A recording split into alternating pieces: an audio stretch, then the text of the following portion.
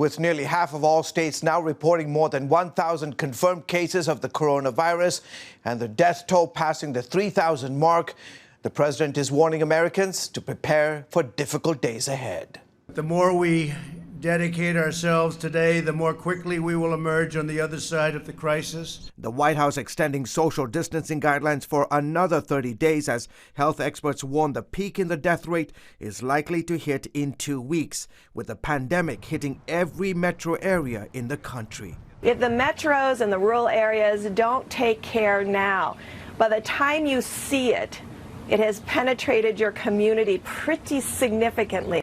The business community pitching in. CEOs of companies like Jockey, Honeywell, and Procter & Gamble and MyPillow announcing at the White House Monday that they're producing tens of thousands of masks, gowns, scrubs every week to be sent to medical workers. Mike Lindell of MyPillow telling the president he believes that by turning to God, the nation will come through this stronger than before. I encourage you to use this time at home to get back in the Word, read our Bibles, and spend time with our families. With our great president, vice president, and this administration, and all the great people in this country praying daily, we will get through this and get back to a place that's stronger and safer than ever. Right now, the nation still hasn't seen the worst. New York still the epicenter of the virus outbreak. The governor there appealing to more medical volunteers to deal with the surging deaths. We've lost over 1,000 New Yorkers.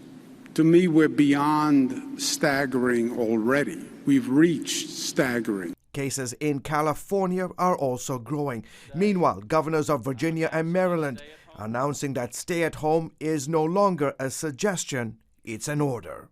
Under this order, everyone in Virginia must remain in their place of residence unless they must go out for food, supplies, work, medical care, or to get fresh air or exercise.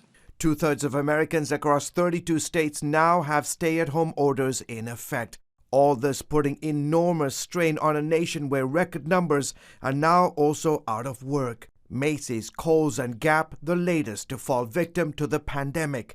Company heads putting tens of thousands of their employees on furlough. The White House saying help is on the way after lawmakers passed a $2 trillion stimulus package last Friday. Many laid-off workers asking, will it be enough? Supposedly they're sending us $1,200 from the federal government, which will not pay my rent. I guess it's better than nothing. Health officials now warning that even if the social distancing guidelines are followed perfectly, the nation will see a huge surge in cases and fatalities. George Thomas, CBN News.